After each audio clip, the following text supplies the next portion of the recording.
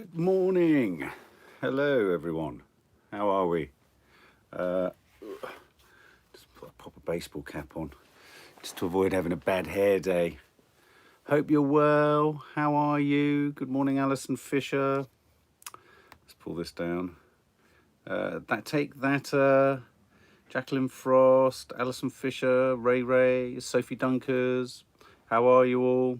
Jody, I'm having to do a slightly different configuration here, where I'm looking down and then looking up at you guys.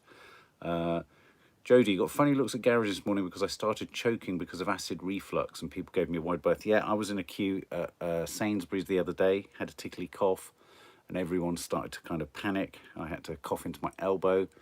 Morning, Joe Pardon, Helen Economides, Marie Williams, Christina C.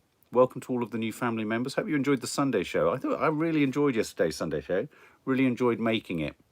Morning, Paul Wilson. It was a good one insofar as Nanny Di kind of unwittingly found herself as the kind of host, didn't she? I thought she was on good form. And I thought Teddy was on good form too. Sarah Collick, Denise Nelson Gale. Hello, everyone. Hit the thumbs up. Our lovely followers, hit the thumbs up. If you have a thumbs up icon even. Nadia is with Lisa in the other room. So she is not here today. It's nothing sinister or worrying. She's just vlogging with Lisa, which will be nice, hey? So that will turn up in the vlogs coming soon. Morning, Paigey, Lizzie Pickles, RM's Jams, Cornish Cream. Morning from a rainy Penzance. I hear a storm is coming in. Has anyone else heard about this storm? What is the name of the storm? The storm is Storm Kyle. Is to batter Britain as early autumn ushered in. Thunderstorms that have gripped Britain for days are due to end by tonight, only for Storm Kyle to arrive. When's that coming? So the thunderstorms are set to end tonight. We haven't really seen any in London, if I'm honest. I thought the garden was going to be drenched. Shout out Leslie Kelly. Brenda, yeah, Nanny Di did really well, didn't she? Angie Kappa, hello. Yeah, has anyone else heard about this Storm Kyle coming in? Louis Fun for Kids Club. I checked online. Oh, you can't join. What did you say? I can't join fun as my card isn't valid, but I checked online bank and it isn't. Okay, I'm not entirely sure how we can help with that, my darling. I'm going to the shops today for the first time in months. Gabrielle, love a good storm. I like a good storm, though obviously there are certain parts of the country. Was that a dog? Is there a dog in there? No. But of course, there are certain parts of the country where a storm is also equates to flooding. So even in a weird way, saying that you like a storm can invite catastrophe for other parts of the country, which is tragic. Storm in North London last night was pretty bad. Well, I was watering the garden last night. I saw a few flicks of lightning, thought I might get struck. I did a film years ago for National Geographic about lightning strikes, and I interviewed a woman who'd been struck, I think it was a ludicrous amount of times, 16, 18, 19 times, but most of the time she'd been struck. She lived in a high lightning area in the foothills of the Rockies in Colorado. But she'd been struck whilst on the phone in her house. Yeah, it'd come down the thingy and into her, and blown her off the phone. Sun is too much new. Vicky Kinsey, Mark, we had A-levels last week and GCSEs this week with other daughter. I know, Vicky, which leads me to one of our first stories. Now, the government is coming under pressure to delay the GCSE results. I want to ask you, I like asking you these binary questions. Do you think they should delay the release of GCSE results until, oh my God, Gilly D, your grandfather was struck and killed by lightning. I am so sorry. We did profile people who had, that's a tragic occurrence. My God. So sorry. Yeah, do we think they should delay GCSE results announcements until they've got a system that seems fair and equitable? Though, what is a fair and equitable system? Is it one that simply gives everyone the grades they want? Or should we just have a system that rather than, it seems like the algorithm is marking down. I think we just need guarantee that they're getting fair grades. Oh, that's interesting. Amelia Stanley, don't delay them. My anxiety is hitting the roof. I don't even care if they're not my actual results. I can't wait any longer. That's interesting. Thanks for that, Amelia. Yeah, it's important to think for students and 16-year-olds waiting, whatever decisions adults make, at the end of the day, they just want to crack on and move on, don't they? Morning. Yes, definitely, Diva Des. Don't delay, but give people the option to appeal. Becca Hawkins. How's your lip, Mark? Oh, yeah. Doesn't look as bad today. Not the grades they want, but why do they have to be marked down? I don't understand. I don't understand why this algorithm, apparently it's the algorithm, is already going to do exactly the same thing. Prime Minister is under pressure to intervene because the same controversial algorithm that was used to determine the A-levels is going to be used to dish out GCSE grades this week. I mean, it's a total mess, isn't it? I mean, you've had 6 months to sort this shit out. I wonder if they ever test or do dry runs for algorithms. They should, shouldn't they? I mean, if you've got an algorithm, do a dry run on it or a dummy run on it with sort of... And they must do that. They must do that. Even Lord Baker, who introduced the GCSEs in the late 1980s, in fact, the year after I took my O-levels, said that they should be delayed by 2 weeks due to the algorithm. So, yeah, I mean, I think there are lots. We are, again, go to our Confessions of a Modern Parent. If you want to be part of our sort of discussion on, you know, Confessions of a Modern Parent on iTunes, the latest episode, I think there's a link below here, we kind of, it's entitled Examining the Exams, or... Yeah, who examines the exam? You know, basically we're putting the exams under an exam condition. And I think that's necessary. I think, you know, we want to prod it, we want to poke it. Our new book that's coming out September the 3rd, there's a whole section in that to GCSE or not to GCSE. You know, are these tools, are they actually valid? Now, of course, for kids who've taken them, and of course we're not talking about people not being educated, but in terms of the tools for assessing one's education, are they fit for purpose? And I think that's the big question, because there's an arbitrariness creeping in, isn't there, with the grades at the moment. Vicky Kinsey, luckily my daughter got into the first choice uni, but was downgraded on one subject. Susan Stone, Boris should come off his holiday and sort it. Where is he on holiday? Do we know? Hope he's not in Greece. Apparently Greece and Croatia looks like quarantine's going to be issued for anyone returning from Greece or Croatia. So could we have a mass exodus from there any minute now? Italy, there's a spike in cases in Italy. They've had to issue mandatory mask wearing in, I believe, restaurants, nightclubs. I think nightclubs are open again there. Hi, Tracy Marie. I think they have treated young people like dirt, so unfair on them, and those results are for the rest of their life. Absolutely, Gabrielle. Even though, as I say in the podcast, I've never once been asked for any of my GCSE results, well, O-level results. That's the perverse irony of all of this, isn't it? We need all these grades in order to do the next stage of things. And then you get out of the whole kind of going through stages, and then no one ever bloody asks for them. And when I used to interview for members of staff, you would look at where they'd been to college and all that sort of stuff, but I would always make my decision based on the person presented to me. I sometimes had some of the most highly qualified people who I would not want to pick up a phone and talk on behalf of the company. And so that tells you something, doesn't it? Just because you can be book smart, as they say, but you cannot be life smart. So it's not all about grades, and it's not all about GCSEs. Nicholas Sinnott, the year of 2028. I was asking Maddie, we were having dinner with Lisa and everyone last night, and I was saying, what do you think, guys? What more could go wrong this year that hasn't already gone wrong? In Death Valley, get this, they think they've recorded the highest ever temperature on Earth. I think at 138 degrees Fahrenheit or 142 degrees Fahrenheit. Chris Rust, of course you can have a shout out to your mum and stepdad on a 14th wedding anniversary. Happy 14th wedding anniversary to Chris Rust's mum and stepdad. Well done. So could it be global warming? What's going to be the next incoming catastrophe, do you think? I think pre-warned and pre-prepared is good. Love your t-shirt, Mark. What is it? Oh yeah, Star Wars with cats. It's cats having Star Wars fights. So yeah, the plague, that could be, yeah. Claire Smiley, this year is a shit show. Yeah, you're not too wrong there. Fire tornado in California. Having common sense, Jen's Market, is more important. Yes. In 2020, I wouldn't be surprised if we had an alien invasion, Beth T. Well, the odd thing about lockdown, right at the beginning of lockdown, is that the American Army did confirm the presence of unidentified flying phenomena, didn't they? So, you know, in some quarters, there's a belief that whatever these things that it was the Navy Air Force, wasn't it? It was the American Navy Air Force. So from aircraft carriers, they were following those strange kind of craft that were moving too fast for them. So I think that might have already happened too. I think we've got aliens. I think we've already got aliens. I think, look, some of the leaders of the world, I think we've already got aliens running this planet, because they sort of have an automaton nature to them, don't they? They don't seem to have any human compassion whatsoever. It's weird. Aliens could have caused COVID. Becca Hawkins, my friend got consistently, come on, why aren't these updated? My friend got A stars consistently in one subject throughout year 11 and 12.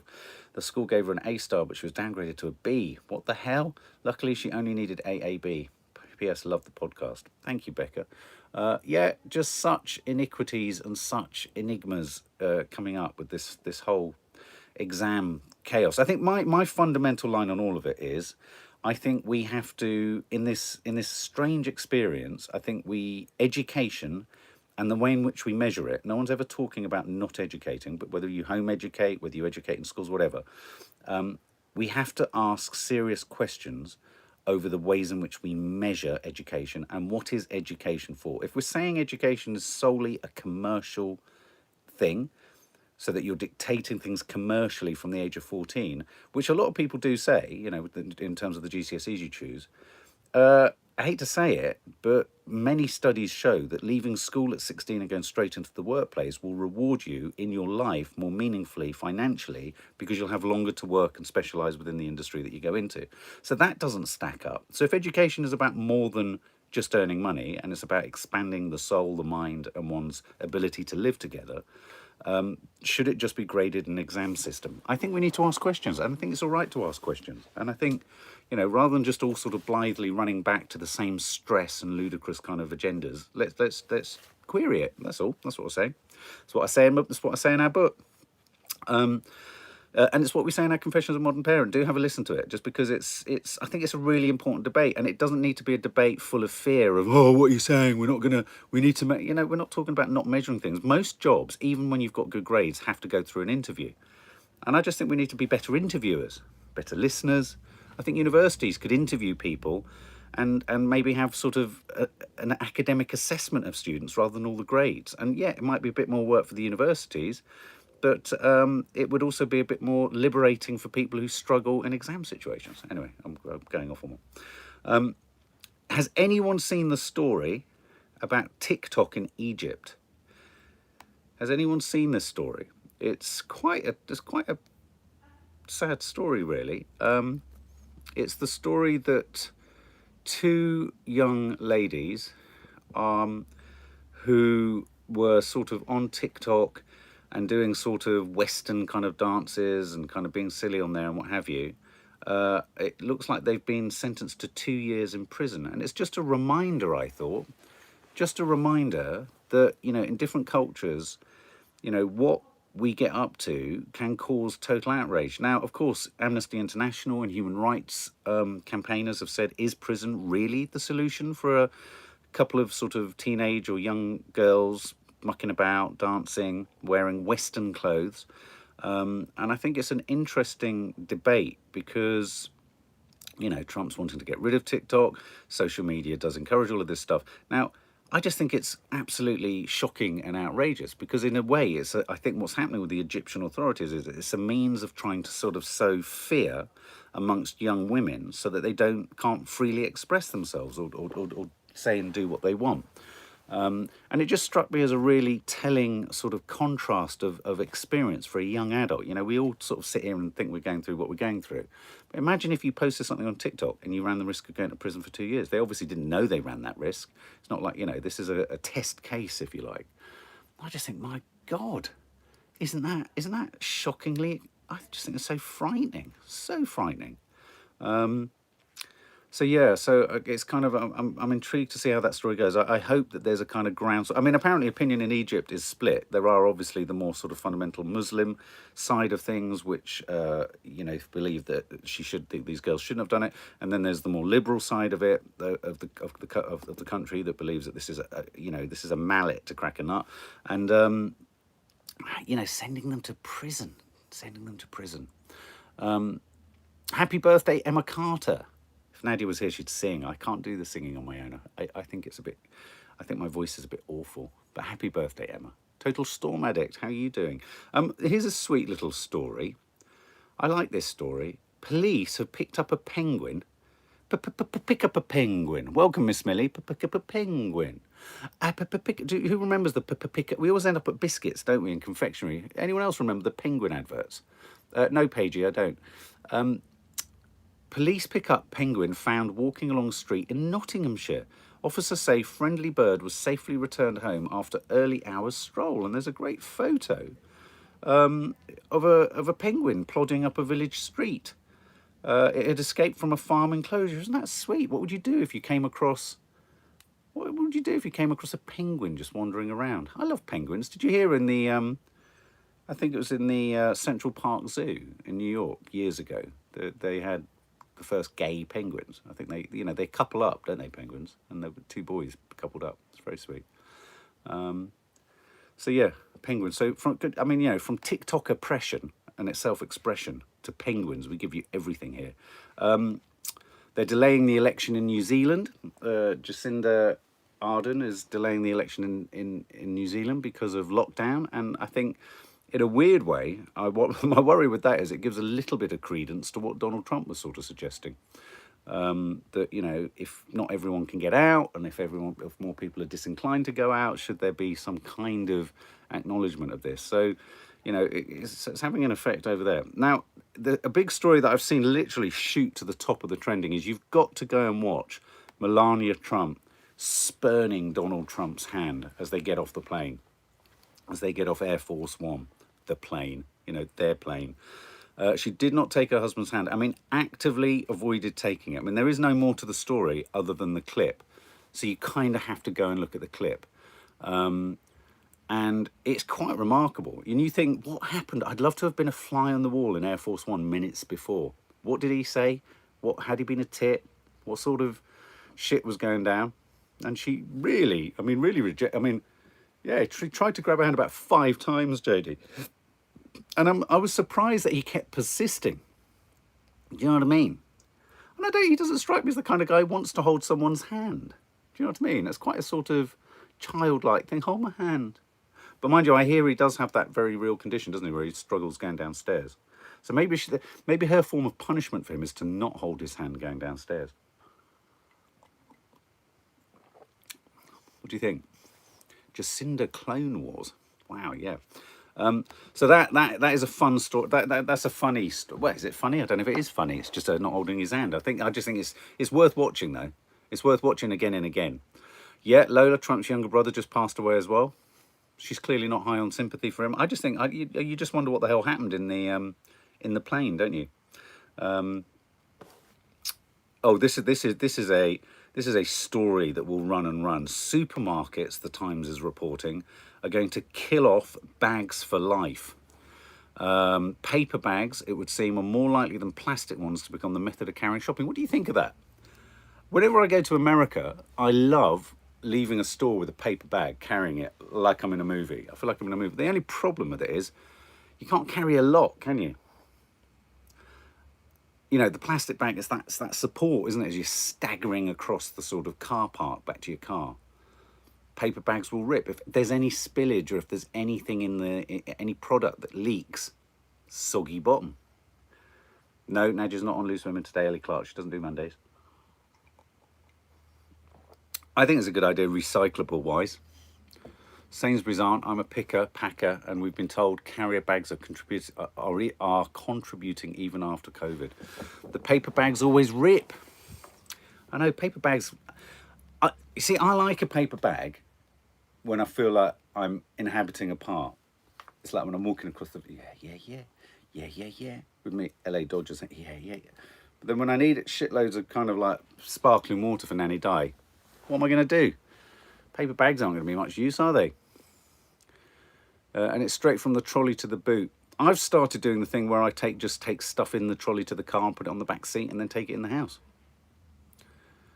We could start sending out hundreds of bags for life on eBay. You're absolutely right. They're going to become a sort of a sort of antiquity, aren't they? So I quite enjoy just trawling through the news with you guys. Give us a thumbs up if you're kind of enjoying this chat. It's quite nice, isn't it? Sorry, Mark, I meant continuing. Sorry, tapping too fast, can't keep up. That's all right. So look, you have to tap fast. Nanny Di says you have to tap fast, don't you? Yeah, I think it's quite amusing for, you know, me and Nanny Di have this kind of rapport where I treat her like an older sister, even though she's like my eldest daughter. Weird, I know. And I like to kind of tease her, and she likes to tease me back. But yeah, sometimes I think of her sitting there, kind of little hands going like that, with Forky on a shelf behind her. So what else? What else have we got here? Couple found migrant hidden in bike rack. That would have been a shocker, wouldn't it? As you pulled into your drive, get the bike off the top, love, and there's a migrant underneath from Sudan. Found a lad who said he was from Sudan. But the problem in this story is the couple who found him under their bike rack are being threatened with a fine. I mean, how would you say that? I mean, it's a curious one, isn't it? If you found someone under your car or in your thing, and are you responsible? I suppose, are you supposed to have done some due check when you've landed? What do you reckon? Do you reckon it's a bit unfair? Poor old Debbie and John Marriott in Worthing, West Sussex, could be hit with a huge fine. And there's the boy they found. Oh, it was a real shock, and anything could have happened to him or us on the way back from France. Isn't that sweet? Debbie really concerned for his welfare, as we should be. They say, we've broken the law for bringing someone into the country and have demanded to know details of our journey. It's a slap in the face, to say the least, at the end of our trip. Oh, see, sad for everyone, isn't it? It's just sad for everyone. Yeah, there's vlogs. There's all sorts of vlogs coming. Yesterday we couldn't do them because it was the Sunday show, and that took stupidly long to upload. And if I'd uploaded a vlog, then the Sunday show wouldn't have gone up. But there will be one coming today. 2 migrants, MP, were found in a suitcase on top of a car and were trying to get to the UK, but ended up in France. Wow. That's something else, isn't it? Should we see what other weird stories there are? Should we just see? Should we just keep delving into the deep dark? Well, not the deep dark web, obviously. We don't want to go there. Josephine Walton, Mark, I have your feelings when it's sunny and the enforced happiness, something comforting about a grey day. I know, I know. I find the sun annoying. I hate to say it, I'm quite looking forward to autumn. I am. Although winter is coming. The fears around, I wouldn't know how to get on the dark web if I tried. The fears around winter seem to have gone, or are they just not talking about them? Let me have another little look. Let's have a little look. Oh, the play that I've been writing, we are readjusting it for a series of half-hour sitcom possibilities. Yes. Thank you for asking. Thank you for remembering. The one with Derek or Dave or whatever the name of the seagull was. Yeah, we're shifting it. It quite neatly lends itself into 6 to 8 half hours, so I'm reversioning it. Here's a strange one. Modern grandparents are too soft on children. And Annie Di isn't. She's really hardcore. No, she's not. She's a big softie. She's a big softie. I'm a big autumn. I like autumn. I like the fall. When it comes to stereotypes of parenting styles across generations, it'd be easy to assume that grandparents prefer a stricter, more old-fashioned approach. But a new study shows that grandparents are often perceived as being too soft or lenient on their grandchildren, by their children. I think it's all right, isn't it, for grandparents to be lenient? I think it's all right, as long as they don't tug against the, you know, harshly thoughtful rules that a parent's gone for, as long as they don't contradict you, and as long as they don't undo all of your hard work, I think it's all right for grandparents to be soft, don't you? I think so. I don't mind that. In fact, you know, a number of you who know mine and Nanny Di's history, it was a very troubled childhood in many ways. It was a strange relationship me and Nanny Di had. We've made it up since. But one of the joyful paybacks for me is watching her relationship and seeing the girls peel with laughter when they have their sort of joshing and all that kind of stuff. Her and Maddie have such a great sort of bantery relationship, which some virtue signalers on here always criticise. But, you know, they have such a lovely meaningful, heartfelt, close, intense relationship, as does Kiki with her. And that for me is my mum making amends in a sense. For me, that salves the frustrations I had as a child. And I can be sort of selfless enough to sort of think to myself, no, okay, sometimes I can get frustrated with my mum, but this makes amends for it. And I love that. I love that. I love the idea that grandparents, in many ways, I think grandparents can make amends for what perhaps they didn't feel they did enough with their children. I'm going to put this in the title. I love grandparents, and I love older people. You can meet people who have no regard, do they, for old people?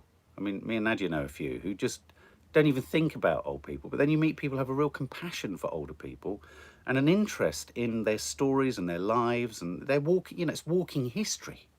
Our elders. You're absolutely right, Annie. Special bonds, a grandparent.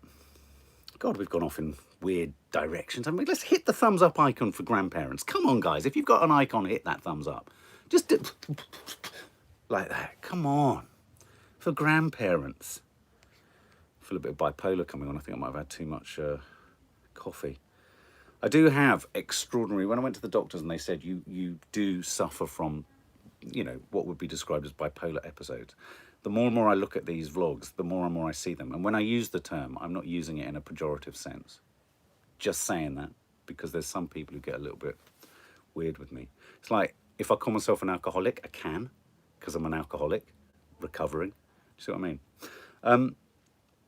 Nicholas Sinnott, you always get on with old people. Andrea Jenner, let's see what have you guys got to say. Nicholas Sinnott, done. That's reality. Thank you. My grandparents are the best, Nicola Randall. My granddad will tell you off if you swear, though. You know when you have done wrong. There you go. I'm an autumn-winter person, not a lover of the sun, Teresa A. And I love the build-up to Christmas. Cannot wait, usually, but this year it's the uncertainty. I know. What is Christmas going to be like? What is Vlogmas going to be like? Hey? What do you think? What's Christmas going to be like?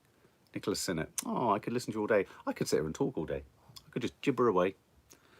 I could just gibber away like a gibberer.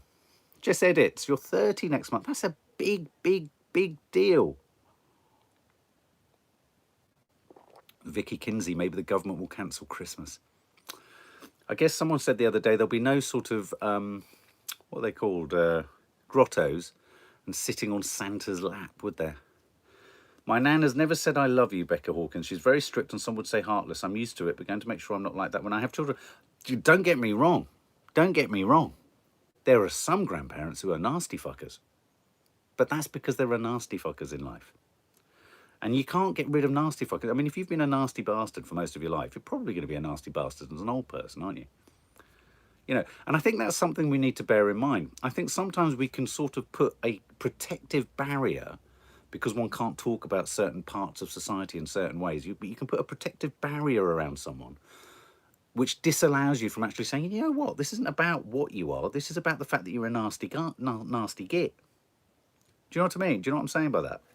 I do think there is a point where sometimes even political correctness needs to sort of acknowledge that you can be whatever you are proudly. You should never be judged on what you are in terms of culture, gender, sexual orientation. But you can be a nasty piece of work. Do you know what I'm saying?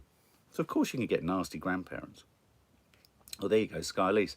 That's what my grandparents are, nasty. Well, okay, I'm giving a shout out to those of you who've got nasty grandparents, and I will be your great, lovely grandparent on here as I get older. Because I'm sure I'm going to become a grandparent in the hallowed halls of YouTube. Should we see if there's one more story just before 10? Should we go and have a look? Should we have a little look for one more fun story? Shall we? Give us a yes or a no. Scream yes or scream no. We'll do one more, squeeze one more story in before 10 o'clock. Yeah? Shall we? Oh, yeah. Nicola Marcella, Tina Carroll, Greer Ryder. Yeah, Julie Neary, Jens Markets. All right, let's have a look.